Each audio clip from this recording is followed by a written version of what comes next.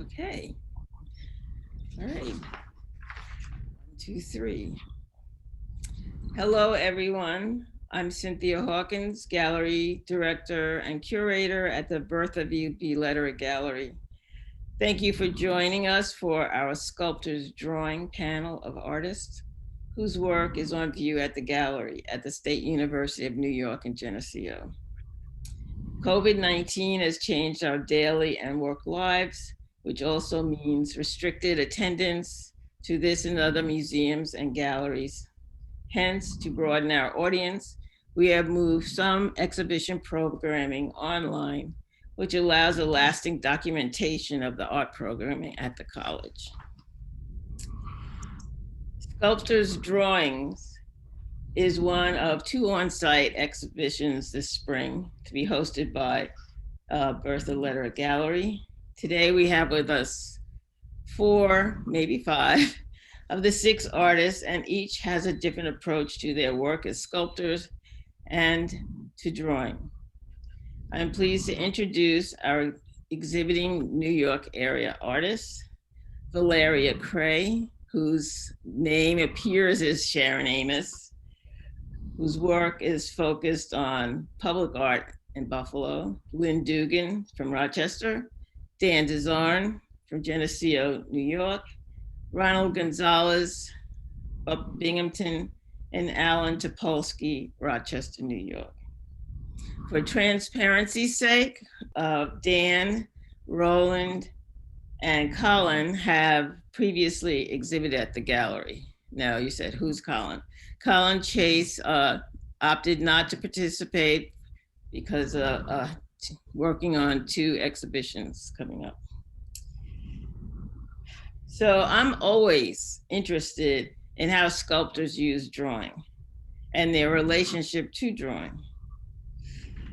But first we'll proceed in with each of you introducing yourselves for like 4 or 5 minutes to tell us, a little bit of your background and what kind of work you do, and then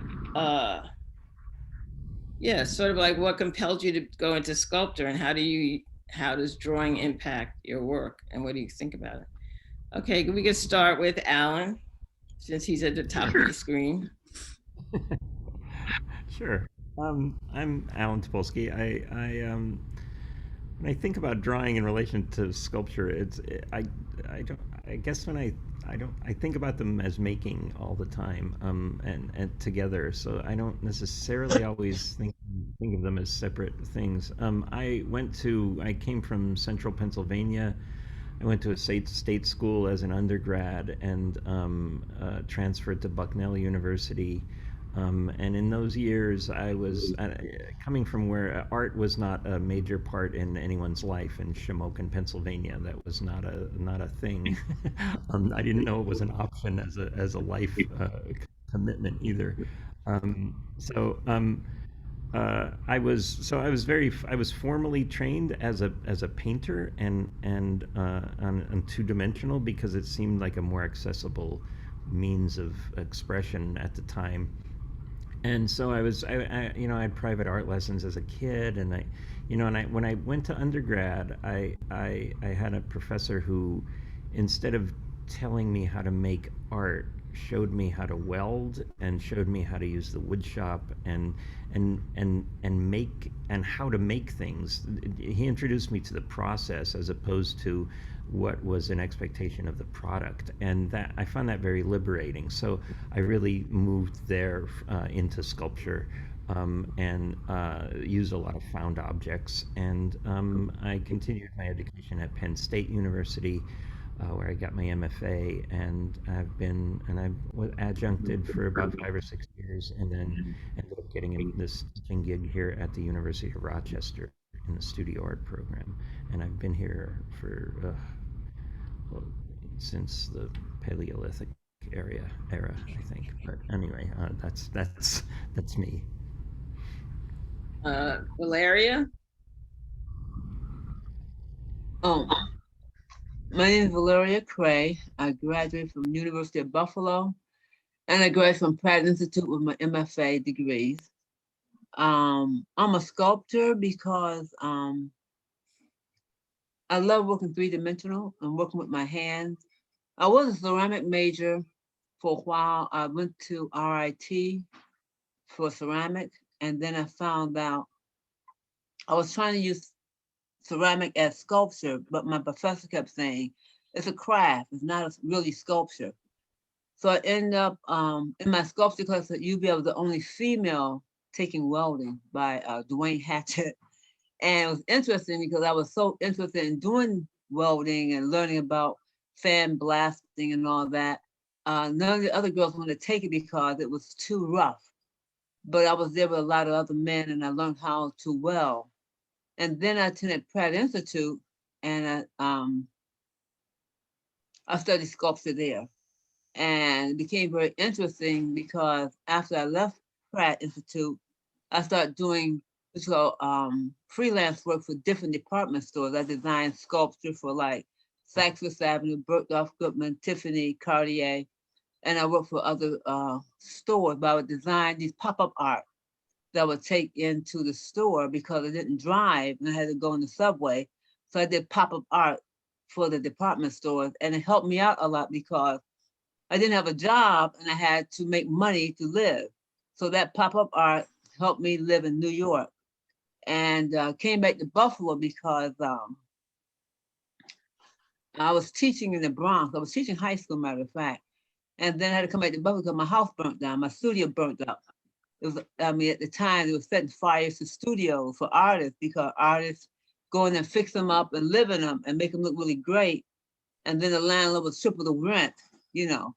So I did a lot of fighting against the rent and all this other stuff. And one day I came home, there was no place to come. You know, my family said, come back to Buffalo. So I came back to Buffalo with no art. Most of my art had got destroyed in New York City. And then Dwayne Hatchett, Jim Pappas, and a couple other artists who knew me start forcing me to get back into my art again and helping me out. I was in shows and it motivated me and encouraged me to work harder towards my art. So as I worked towards my art, I worked with the Langston Hughes Center for a while, and I was doing shows at the Langston Hughes Center here in Buffalo, and the Albright Knox came by and saw a piece and bought a piece of my work. That's how I ended up being in Albright Knox. They bought a piece called Adam and Eve. I do very abstract, very sort of abstract modern pieces of sculpture. So I did that. They bought that piece. And then I was in a show in New York. And for the first time, I sold another piece of sculpture. So I was really feeling very motivated to keep working because I had lost so much in New York when I was there. Um, I ended up doing designing the doors here in Buffalo. It was for a Afro-centric library. So I designed the two doors for, you look at the designs now, one symbol on the door says welcome, and the other symbol on the door says we shall meet again. So I designed the piece for this door. And then after that, I started doing more public art. So it became very encouraging. And I just like what I do, you know, because when I'm designing, I have a lot of little maquettes at home that I design and that I work with. I work with a lot of foam cord and a lot of small metal pieces. I have a welding in my garage that I haven't used right now because it's so cold, but I do weld little small pieces. And then I try to work with fabricators that I know that tell me how to put things together, you know, make it work. So I did the doors and then I did the archway downtown here in Buffalo on Michigan and Broadway because they wanted something to go with the I think it's called the Afro American Heritage corridor, and that I designed a piece that represent the whole area. So I designed a piece with a woman and a man reaching up towards the star, and these are slave. It represents all people that been bonded and captured and been abused. So it's an archery that represents everyone. And as you go through that archery, you're going through freedom all the time. We have to represent the Colored Musician Club, the Nash House, and the Baptist Church and the area, because during that time, slavery came through that area. People was leaving, going through that area, finding freedom, and the archery represent all of that. It was like one design had to represent the whole area. It was a lot of work, and it was very hard, but I ended up putting it all together. I basically like doing what I do because it's a challenge, and also it's very rewarding at the end. And it's not all about getting paid, but I like creating and making a statement with my work when I make my work, put it together. I draw, and I also do small maquettes to make sure that everything is working together when I'm doing something. And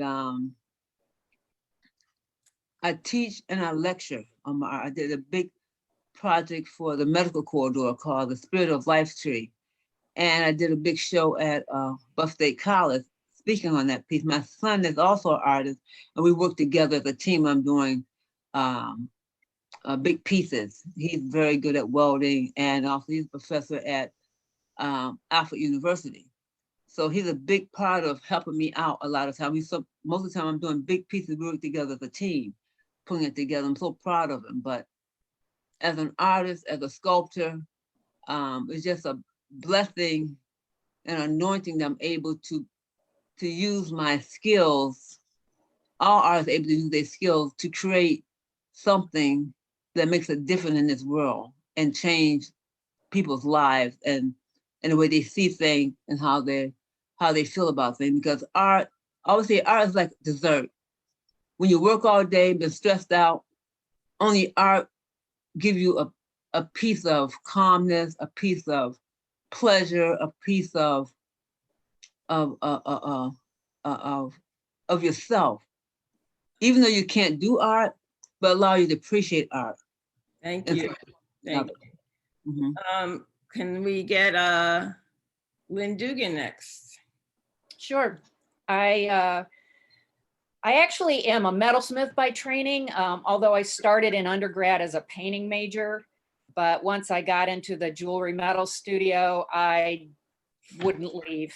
I think part of it has to do with that hand, you know, just the making with your hands, more the use of tools. I mean, I just loved it. I did not have a sculpture background. I mean, other than the fact that my metalsmithing professors and my experience in the metalsmithing studio allowed me to see things three-dimensionally. I began to really be, you know, to work in space and spatially in a way that I hadn't as a painting major.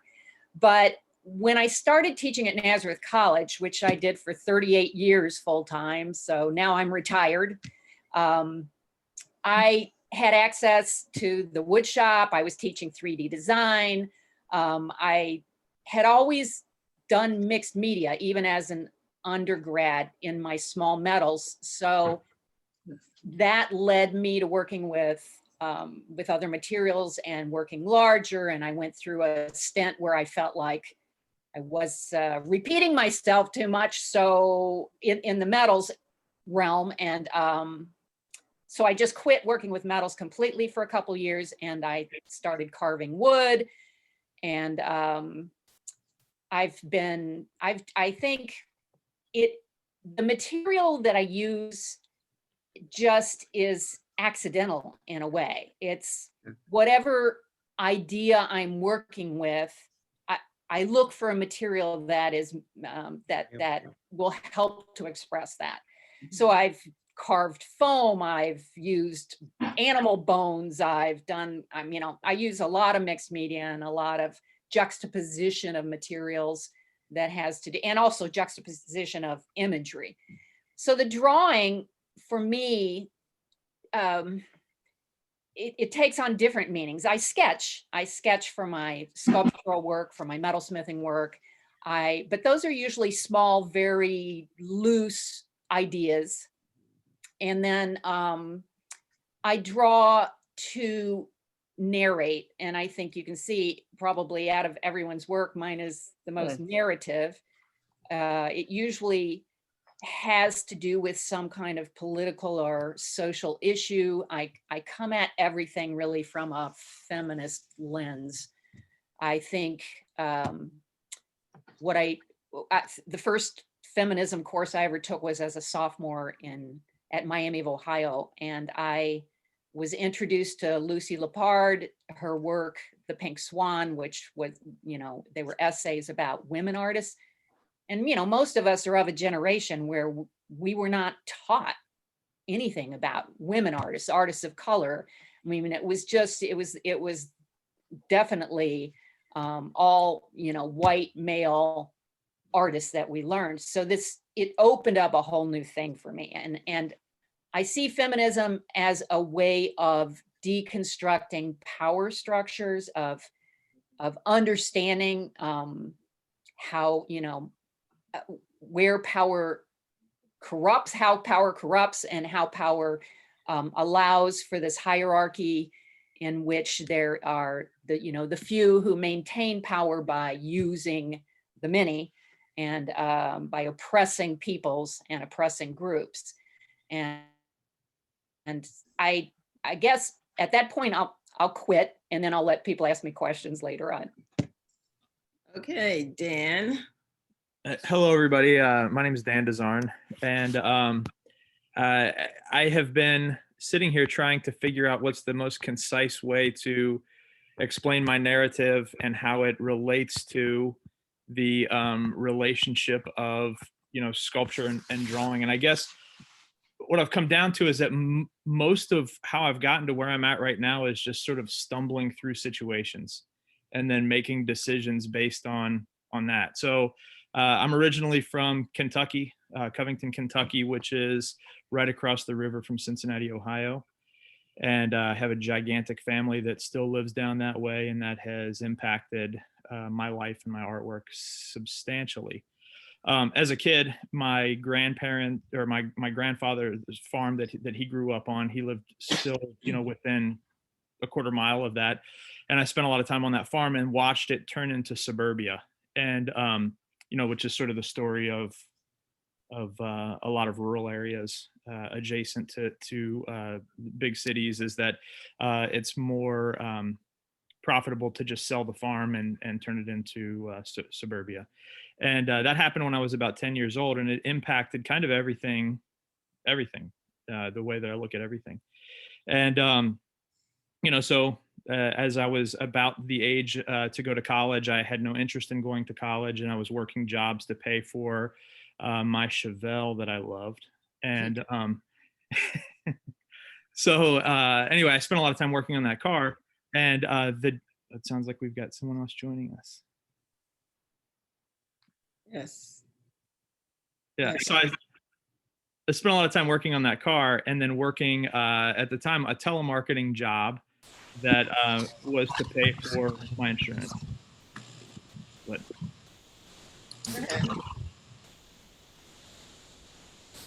And Dan, by the way, I grew up in Louisville, Kentucky.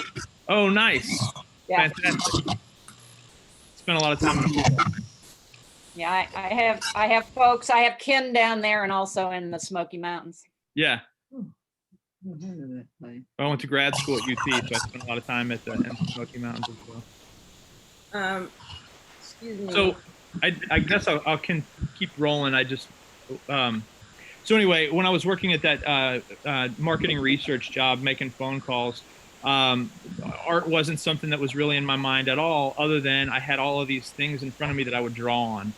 And one day it just sort of clicked, and I stopped making calls, and I just drew for about an hour and a half until my boss came over and asked what I was doing. And I said, I don't know, I'm drawing, I guess. And so I got in trouble. I didn't get fired, but I started drawing every day at work while I was making calls. And luckily, the supervisors that I was around, didn't mind it. And there were a few other people there that were like in art programs. And they said, you should start looking at galleries and stuff. You should think about, doing something with this. So wound up finding like a little artist cooperative that was in Newport, Kentucky. And some of the folks that were part of that kind of talked me into going to college, and it was right at kind of the right time. So I applied to go to Northern Kentucky University. Found out that what I loved about working on cars and also drawing kind of found a home in sculpture, because I was using tools that I was really comfortable with, like, as Alan said, the welder and grinders and chainsaws and things like that. And the beauty for me at the time of sculpture is that, well, I guess with drawing, there wasn't an answer. So you were just working on something. There wasn't like, if you're working on the Chevelle and you get the fuel pump wrong, then, there's a right and a wrong answer to that. And the nice thing about drawing and sculpture both was that there were no right or wrong answers. And so you could work with the same kind of intensity, but you didn't have to come up with the correct answer. You kind of were able to meander through it. So anyway, I studied sculpture at Northern Kentucky University, wound up getting an MFA at the University of Tennessee in Knoxville in sculpture. And, right after that, getting a sculpture gig, a tenure track sculpture position at SUNY Geneseo in 2003. And felt like I was on the path to, greatness in sculpture or something, whatever that even means. I have no idea at this point. So that was a long time ago. And sometime around 2006, I kind of came to this crisis that there were all these things that I cared about. I was making art, talking about those sorts of issues surrounding suburban development and that sort of stuff, and environmental impact. But then I had to come to terms with the fact that I wasn't really living that way. And so anyway, I wound up one summer living with my, at the time, girlfriend off on bicycles. And that was a groundbreaking, that was something that just sort of shook me up in a way that I hadn't anticipated. We rode bicycles from Geneseo, New York to Nashville, Tennessee over the course of about 2.5 months without a map, and just, lived off of bikes, and that was it. I was a professor, and so I had my summers off, and she was working in education and after school programs. So she had her summer off if she wanted to. And when we got back, there was this whole reckoning of what are you going to do with your life now? So, now that you know what you know, how do you go forward? And so we decided to buy this little chunk of land where we currently live in rural Western New York. And then that's, so my art practice at that point in time sort of shifted from making stuff for galleries to building structures for, sustainable and self-sufficient living. And the idea at the time was I had always been kind of pursuing beauty in these difficult situations in my sculpture and in my, in my artwork in general. And then I decided to shift that kind of mentality to decisions that I was making with life. So we wound up that summer conceiving a son, and he was born home birth. That winter, we started building this yurt that was going to be where we lived on the land. And over the course of the next couple of years, we built it, and then have added on to it. I don't know if this is being recorded, but this is the part of the structure that we've built that we're living in, all hand built at this point. And then through that, a lot of interesting things happen in terms of jobs. So, you're an artist because you're an art professor, no matter what, in theory. I'm being somewhat sarcastic with that. And then they closed the art program down at SUNY Geneseo. So I, at the time, had been really active in doing sustainability work on campus and activism. At the time, we were pushing to prevent hydrofracking from coming into New York State. And I wound up sort of shifting into this position that I currently occupy now, which is Director of Sustainability for the college. So, art professor gigs are kind of luxurious in a way, in that you are forced to make art, for tenure and promotion and those sorts of things. And so you have this kind of badge that you can wear of well, I'm going to the studio now because I have to. And, and so that's retrospect, that's a luxury. So, so then I had to start to deal with, what does it mean to be an artist without an art job, without a professor gig? And also an artist that's not interested in selling their work. not super interested in selling their work, and also doesn't have a professor job, and also is dedicated to building this structure, there's a lot of soul searching associated with that. So we've been doing this now. I don't know. I guess we've been living here permanently for over 10 years. You know, in the beginning, we were living in an apartment and kind of building this place. And in that time, I've sort of settled back into an understanding of what that means. Like, I don't really care that much about getting my name out there as an artist anymore, but I make way more than I used to. And in building this place, you know, those divisions between, you know, architect, artist, sculptor, you know, someone who does drawing, a painter, those lines don't really matter that much, because those are constructs that exist for higher education in a lot of ways at this point. And so, you know, that was the sort of thing where whatever I wanted to do, I just did. And so the piece for the show is this drawing that is a response to tearing down the single wide trailer on our property. And so, you know, it was this thing that was here, this kind of like recent artifact of rural poverty in New York. And I had to deal with it. And in dealing with it, wound up kind of stumbling upon a lot of really interesting and sometimes really sad and beautiful sort of things. And that drawing is kind of a compilation of that sort of stuff. So I don't know, I mentioned at the beginning that, you know, I gotten to where I'm at by kind of stumbling through things. And I think I maybe stumbled through that narrative as well, but I'll leave it there for now. Thank you. And Ronald Gonzalez has made it. He's here. How's your sound? Oh, can you hear me? Yes, I had you on mute because it was. And I apologize. I was in my studio and I came in the house to do something. I thought, oh my God. And I ran up here and I'm fortunately I'm on here. So I apologize to all of you for being late. Well, what we've just done is introduce yourselves to your audiences. And so just tell us a little bit about your background and how drawing relates to your primary work as a sculptor. Well, okay. Well, I grew up in Binghamton, New York. That's why I've lived here my whole life and I'm still here. I've started making sculpture. Well, I started just making things basically as a kid, things that I found in the streets, that kind of thing. Made my own playthings, and I was mostly fascinated with little tiny things, and that's something that has never really left me. I've always continued to do that with little objects and so on.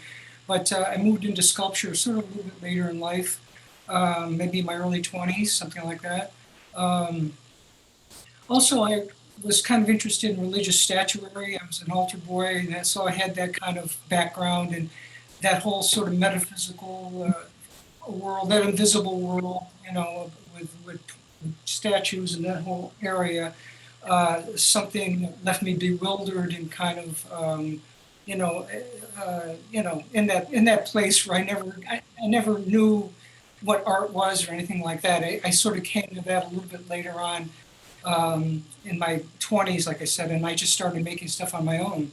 I didn't really know much about the art world and so on, and I kind of came into college. I'm jumping around here, but just the way my mind works. I kind of came into university in my late 20s, I think, just as a matriculating student, just trying to use the studios to make my own work. I didn't really care about college so much. I was really a high school dropout, actually, street kid, basically. And then somehow in a roundabout way, I ended up getting a bachelor's degree. It took me a while, and I ended up getting a bachelor's degree, and just went back to whatever I was doing back then, waiting on tables, that kind of thing, and making my work. I've always worked a lot, very productive, and so on. I don't want to just run on about my life. I never really drew. Drawing was never something that was in my life very much. I mean, I don't think I know how to draw now. I mean, I could take a stick and draw on the dirt, that kind of thing. I mean, I don't really know drawing as such. And I had to teach a drawing course. Actually, I teach in the university now. And last year, they've and I was horrified. I didn't really know what I was going to do. And as a matter of fact, I didn't really know how to teach anybody to draw. I showed them a lot of stuff, and I did these, things on the computer and showed them all kinds of things, but I don't think they really, got so much out of that. I mean, I thought I was giving them a whole bunch, and then they just, they wanted to just learn some little technique or something. And, that was a kind of shock for me with drawing, really. Anyway, the drawings that I have in the show, let me slow down a minute. The drawings I have in the show are just made from carbon from my acetylene tanks, which is just, the welding gas. And, it's something that, and it's really an extension of my sculpture. I usually, when I do things on paper, it's usually with burned wax, which I used to use on my sculpture all the time. I put that on paper, and it's a whole beautiful world that can open up. I usually burn the paper, spray it with water, and back and forth. I really like sort of things that are very, very ephemeral, and they have that sense of degradation, that sort of feel to them. The carbon is a little bit different. It's just that straight black, velvety, rich quality about the. It's just the quality of the black that that I really like on the paper. It was just such a deep, thick black, and yet at the same time it was vaporous, and you could get these little sort of areas, and it just opened up such a beautiful world. The problem with it is that if you touch it, it ruins immediately. Even the dust lands on it. So it was sort of like, unless you frame it immediately. And so, the things that I have a bunch of these, but I had to frame them right away. I had to cover them with something and bring them to the framer and literally just frame them. And the problem with that is that you want to be more ambitious. You want to work larger and that kind of thing. And but that opens up all those practical concerns about having to frame something, just the expense of that. And so I would do a little bit of that kind of drawing, and then I would just put it away and go back to sculpture, because I didn't really have the room for it in my studio, and then it was so impractical to try to build up a body of drawings that way. Although I think it's a really interesting area, and it's a beautiful way of working. Drawing is something that is always something I want to do, but I never get there for some reason. I can't put sculpture down long enough to do it. I want to do it. I thought about applying to residencies where I just draw, but I never do it. I'm always too busy working in my studio on sculpture. You must know that feeling. I regret it. I wish I could do more of it. And in some ways, I mean, I don't know if I would even pursue this anymore. I've been doing a lot of collages out of burnt paper, but they have some technical problems too. But I really like the beauty of layering the materials in certain ways, and just a certain quality of of what takes place on paper. But anyway, I feel like I'm just jumping around here. Maybe maybe want to ask me something, that's fine. But, yeah. Okay, well, thank you. So I have some additional questions, and I think and I've formed these from reading your statements that you've written about drawing, and and I know Dan's work, I think, pretty well, his process, sort of. And so I'm going to use some language, and then I would like to maybe, I'll ask you to explain further, okay, about what your meaning is. So I have, and some of you use the same language, so you might just sort of have a conversation between yourselves even. So like Valeria, she talks about problem solving. I think that's drawing for a lot of people is like solving a problem. But I also like this idea of being able to explore without commitment, which she notes.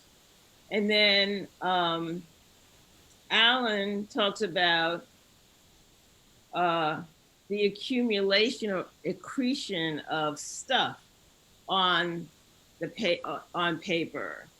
And so let's start there with those two things about feeling being able to be free to not commit to anything as you move forward in whatever project, and the buildup, the accretion of material on paper.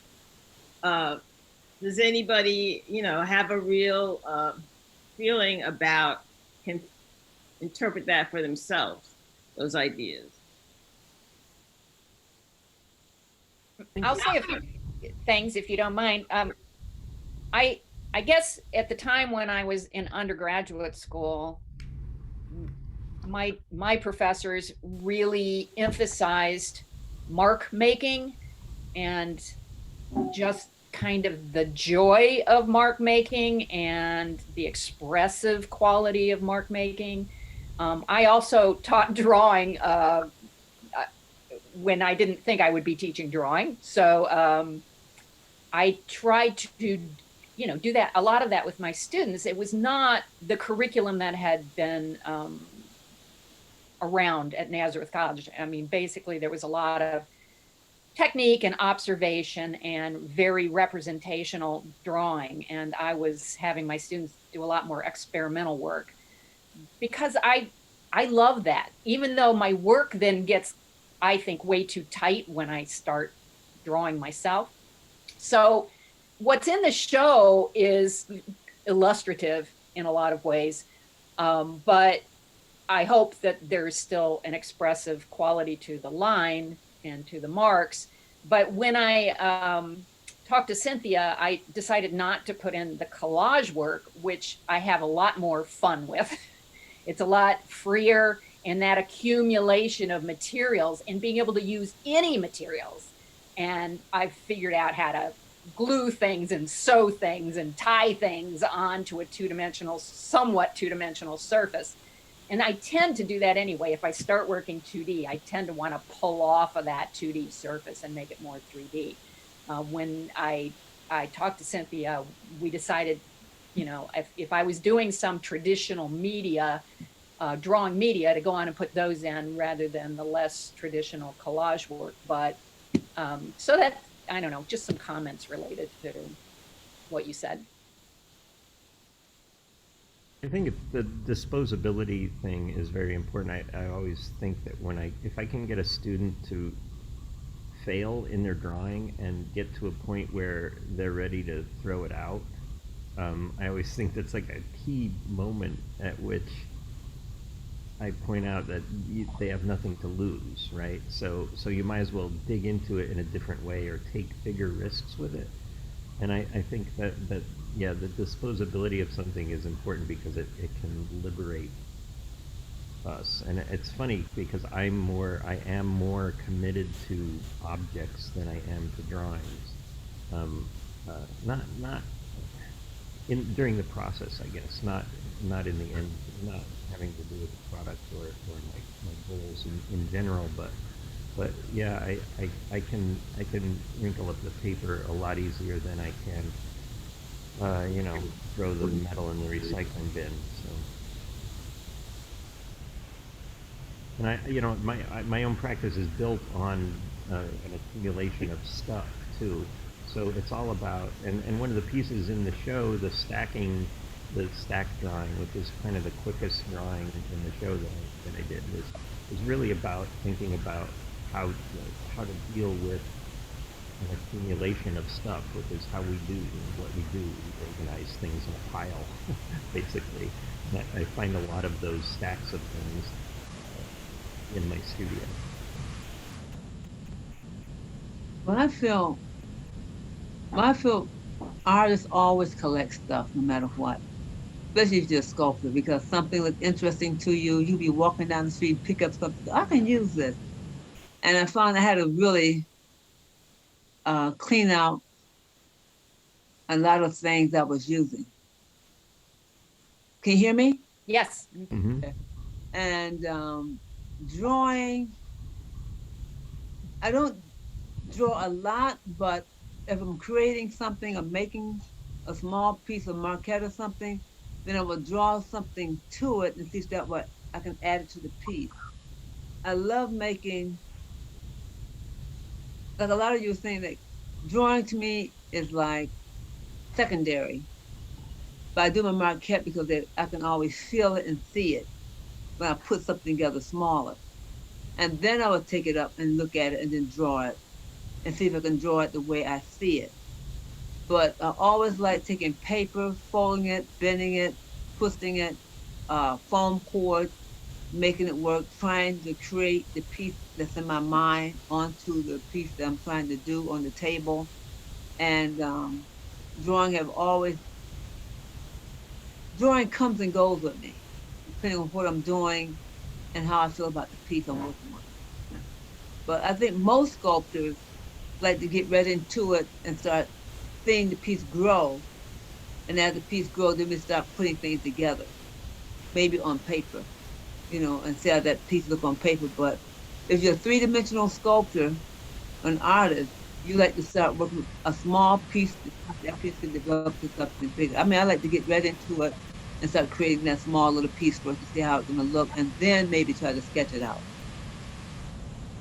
It's interesting that you say that it's secondary because it is in one way, and in another way it's not, because I think for many people, because it's part of the process, it's more important than the product, right? At least it is for me. That is, yeah, I use the drawings to get to the idea, but that's kind of important, but in the end, in regard to the product, it's not important. So, one thing I do notice, I mean, this Lynn refers to a narrative in her statement, but I think that each of you engages with some kind of narrative, even if it's not literal, not figural. So, like, for instance, Dan, recently in the last faculty staff show we had, brought a tree in that he had milled in a particular way. So, and in some ways, while it's, literally is and was a tree, it also spoke about a bunch of other things that are sort of like socially relevant, right? And environmentally relevant. So a narrative. So can we talk about narrative a little bit in drawing um, and its function? What do you get across? Dan, go ahead. Yeah, I think narrative is a really important thing in a lot of my work, and I struggle with this idea that I can't really quite put a finger on it, but I sometimes call it faking it. So so I like the idea of we were talking about like mark making, that narrative of like how did that mark get to this space, and that kind of tells the story. So with that tree piece, it was an old Christmas tree that I had milled in half and then polished the inside of. And so it's a recognizable image that something, or a recognizable object that something else has happened to. And it's completely honest. It is what it is. And then you can take away from that, what you will, but you understand the narrative of how it got that way. And the same with like a lot of the flat pieces that I've done in the past. And in that same show, I had some panels that were drawings or prints, however you want to necessarily think about it. They were gessoed panels that were put together over top of an explosion and then kind of, unfolded to make a little diptych. And those are completely honest. Like there's nothing there that wasn't there. I didn't go back and erase or edit anything. It is what it is. And then that, the only real, like I made all the decisions to bring it to that point, and I made the decision that I was either a keeper or not. But other than that, that was the decision making process. And there's a certain level of honesty, but also a certain level of lack of commitment, because you can always lean back on, well, that's just what happened. With the piece in the show, there was a little bit of faking it because it was made up of a lot of different stuff that came from place. The paper itself I found in that old single wide. The kind of main image that goes through all 5 panels is literally a truss that is the whole width of that single wide trailer. And the little, like florets that are on there are things that were keeping wall paneling on the wall. But also there was a patina to that space that I really liked that I had to fake to make that paper look the way that I want it to, or it just looks like paper. And so that's something that I really struggle with in terms of narrative is when I start to get in and intentionally edit the way that something looks so that it takes a viewer into a different space. It's funny because I guess that's what most artists do, but for me, I have to really kind of like, it feels like I'm walking this balance beam of when is it too fake? Like, when am I lying too much or something like that? Well, Ronald, I think there is some relationship between your drawings and I would say like some of the things Dan was just saying, about, well, you certainly, there is an implication of narrative in these drawings and they can go any number of directions. Can you like talk about how you see the smoke and the resulting irregularity of the form also implies something, you know, and, in some ways it's a little bit like unnerving, but then the sort of like ethereal quality of the outer edge is really engaging. So, Well, this has to do, I think, a little bit with a previous question and having to do with accident or something. I think, my work is really that kind of intersection between, I mean, everything I've ever made, even since I was little, was about that intermediate space between the object, the found object really, and the time-worn found object, and the figuration. I mean, everything I've ever made is figurative, and I don't know how to make anything else. And that narrative is that place, and I've always worked out of a place, and I've been making sculpture for over 40 years. I feel now I'm in a place where I'm completely lost. You're always in this place where you just don't know anything. It seems to me when you're just, trying to open up that space from what you found, to create a space for the thing that you're trying to find. And it just seems like I'm always projecting myself toward that unknown constantly. The ephemeral quality you mentioned in the drawing, that's the beauty of it. I mean, because you're just dealing with smoke in real space and you just can lay on the paper. The gas mask things come about because they're vaporous. And so, I tried to play with that and tried to create that. And that's a little bit of a subject that I dealt with in sculpture with gas masks and making figurative things like that. So it was something that was interesting and just got that idea. But I did like the vaporous quality, and so I made a series. Those gas masks are a series of 12 drawings. And I wanted to make them larger and so on, but you all know how that goes. And again, it just goes back to the first problem of just the practicality, wanting to frame things and build up drawings, and you sort of make these choices all the time. But I guess the narrative again comes out of my life. I think my work. I'm a lifelong resident of Binghamton. All the stuff I collect is from my immediate surroundings. It's the kind of thing where you're taking things into yourself internally. You're internalizing them, and there's a things get deformed that way because they go through you, and then you put them back out there in a way, transformed. And I think that narrative is something that's very confusing to me because, yes, my work has everything to do with who I am. The object is, in one way, functions as part of your identity. And I think that, you're putting all the pieces back together, of your life like you do every day as you wake up. I mean, I think that's part of it, what takes place in the work in terms of that idea of subject matter or story or something like that, because that you are getting back to yourself in some way where there's things are made in your own self-image, and I do think that this very complex area, and I think it has nothing to do with language actually, but I do think that this is something that I work with. I'm working on. I'm almost at the tail end of making these 50 heads out of found objects and cloth and so on, and I really like them. But I'm not sure if anybody asked me what they were about, that kind of thing. I mean, I couldn't really say. But they're a beautiful series. I like them. and I know they have everything to do with me. And you know, and it just maybe just a little bit of a process thing that might be it's helpful. I mean, because I just got done. That's what I was doing in there. Is when I make a head, I make an armature so that the head is in front of me in space.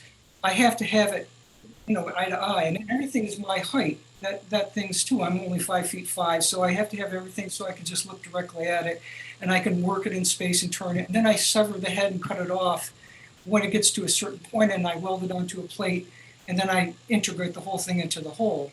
You know, but I have to work on things in space that way. I have to have them sort of like a second part of myself out there like that right in front of me to work on.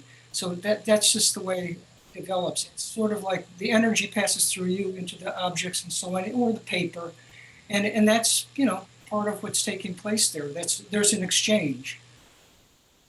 Anyway. Well, I mean, I see the narrative through each of you, but I also see, so like Valeria talks, you know, in one of the totem drawing, which is a series of Adinka symbols that she's created a totem for. But I'm wondering about research, you know, like, for instance, if someone is engaged with, you know, certain kind of, you know, scientific, you know, astrophysics or something, and it's not like it's literally, you know, one understands it, but it offers, you know, opportunities for interpretation beyond the science, right? So I wonder also if there is this that element in each of you. I think that there is.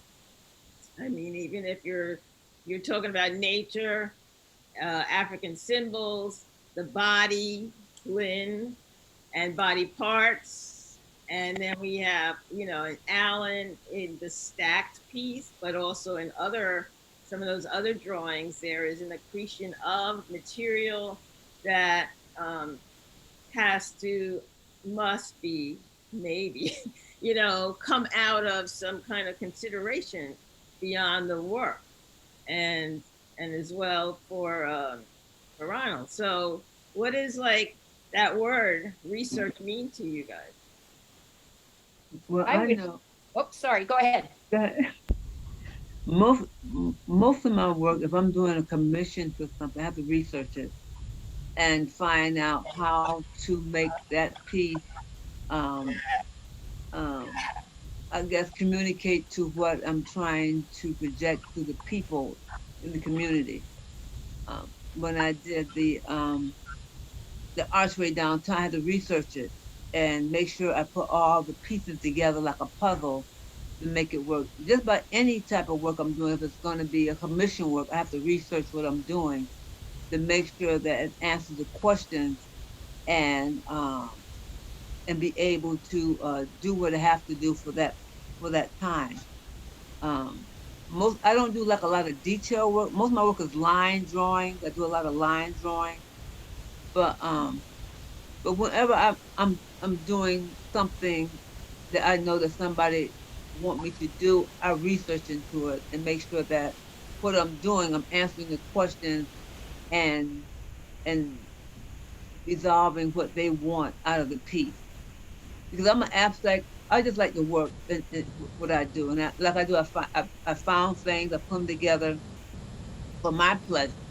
But if I'm doing something for a community or whatever building or whatever, I research what I'm trying to do for them and pull it together, and we talk about it and make sure that piece what I'm creating or putting together for them is answering the question or solving what they want. So I do a lot of research in that area, you know, to make sure that I can pull that together. It was always hard when I started doing sculpture and stuff because of a woman of color, and I had to deal with so many men, working with a lot of men, and it was kind of tough because it was kind of rough, you know. And I'm kind of quiet sometimes. I mean, I talk a lot, but when I'm doing something, I like to listen and hear what the conversation is, so I can resolve it when I get home and put it together. But as a woman of color, it's really hard for me to get projects and um and get things done. But for my own stuff, I like doing my own sculpture. I like being creative what I do. I enjoy what I do, but I do research in everything I'm doing. If I'm trying to do something for a certain situation or a certain area, I research my work first. Well, I, research means a lot of things to different people. I think that's the nature of that word. I mean, I just finished a sabbatical, and it's to do your creative research, but it's a university term, and that's the first time I actually would associate that word with work, research, and work. But I do know understand it's complex. I mean, I think that a lot of people work in different ways, and that's certainly a sophisticated aspect to certain people and how they think about who they are and how they think about working, Right. and as a means to an end. But I never really think about my work in terms of research in any shape or form. I watch in television's research, I guess, and I watch a lot of junk. I mean, because it just, and I've been doing that since I was a little kid, because it just, then I can go back to work. If there's that, and then I go back to work. I waste time. Wasting time is research. I guess I waste time, and then I can survive. I think it's just one of those things. For some people, it's very complicated. Take an installation artist like Ann Hamilton, where everything's research. Doing these big, major projects where there's, um, having to do with the site and so on, and all of the significance and all the materials that are poured into that and so on. But so it's a very, it has great range to it, that kind of idea of research. Sometimes I think drawing for me is more research than sculpture is. I think I think about what I'm doing more when I'm drawing. I'm thinking about the object and the design of the object, the relationship of the body to the object, and you said this was about our bodies and all of these things that we surround ourselves with are extensions of our bodies, and I often, while I'm drawing, it gives me a time to kind of contemplate on the details of things that I would not have otherwise Right. kind of gained knowledge of. So drawing, yeah. So it's separate. I think that's a good question, and I think it relates for me anyway to the difference between sculpture and drawing. to me, the whole idea of research comes back down to curiosity. And I think artists are curious people in a lot of ways. I think, it's just fun to learn something new. We're interested in seeing things, observing things, figuring out how things work. Sometimes I do specific research, looking up images, whether it's medical, whether it's the human body, or even technical, how to do things. If someone hacked into my internet research, they'd go, "Who is this person?" Because it's all over the place. And I mean, bodybuilding, not that I'm interested, believe me, in bodybuilding, but I'm interested in the bodies, and I'm interested in what that culturally signifies. So, and so it's just really curiosity, and then sometimes to help me develop an image or to work out a technique. Well, I think for one thing, Dan is sort of the anomaly here in that I consider him to be mostly conceptual in his process. But I think this drawing that you did for this show, I wonder how it how you connect that to your other works that you do that are more environmental, say. Yeah, that's a good question. The beauty of So I'm gonna like, I guess this might sound a little smart ass or whatever, but um, I have stopped worrying about how my work connects to each other. Um, Good. and the reason that I like, there is a certain liberation that comes with not being a tenure track or tenured professor, because I don't have to go up to a tenure committee and explain why it makes sense, and I really don't have to have shows to continue to like make my so it becomes a little bit more for me. And so I guess the way that it connects to environmental stuff is in a couple of different ways, and the most pragmatic way is that I deconstructed that trailer that piece is about.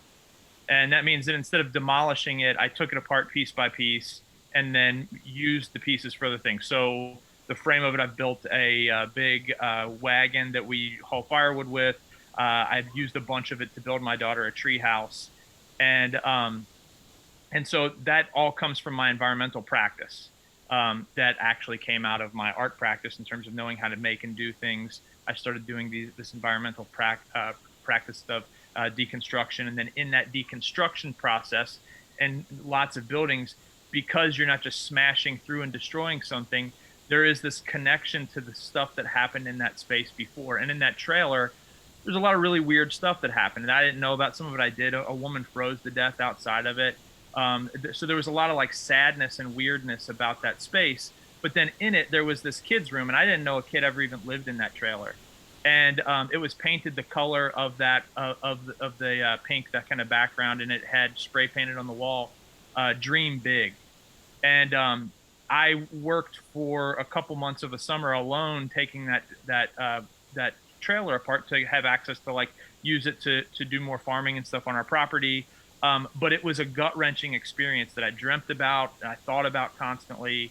And anyway, so that piece for me was this sort of cathartic activity of dealing with what I had seen and what I had thought about, and then the stuff that was left over that I kind of like couldn't deal with just pitching. So we rented a dumpster for the things that couldn't be upcycled. So we have a couple dozen of those trusses that I've used to build a number of different things, siding, recycled a bunch of it, but there was a dumpster that you just sort of have to throw some stuff away. And there were some things that by all logic I should throw away. I don't have space to keep it, but I just kind of had to hang on to some of it for a while. And then that drawing is sort of the collection of that for me, if that makes sense. Yeah, so I see one of the interesting things about sculptors in particular, is the the uh, the reuse of materials, finding found materials, whether they're found or purchased, or they get reinterpreted all the time, re-signified as another thing. And it's just really interesting that how the drawing too can facilitate that um, reevaluation and interpretation of material. So, well, our time is up, and I want to thank you so much for spending time with us, sharing your work with the Geneseo community and globally. This exhibition, Sculptors Drawing, will open on February 10th and remain available on site till about March 10th. And this video will be posted on the gallery webpage and a link to a YouTube. So you can certainly use this video for your own um, your own work and send it to whoever you want. And I certainly appreciate you being here with me today. Thank you. Very much. Thank you. Thank you. Yeah. All right.